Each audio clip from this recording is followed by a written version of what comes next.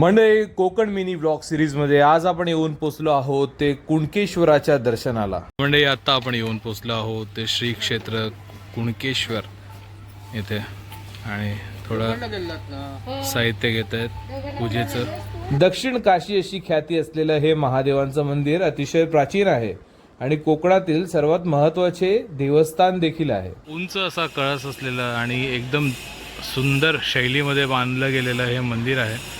वेगवेगळ्या काळातले वेगवेगळे त्याचे सभामंडप आपल्याला दिसत आहेत। तर म्हणजे आताच दर्शन घेऊन आपण बाहेर आलेलो आहोत। या चौथऱ्यावरती मी उभा आहे आणि इथला नजारा तरी बघा, वाह सुंदर। हा कुणकेश्वर क्षेत्राचा किनारा आहे, सुंदर आहे।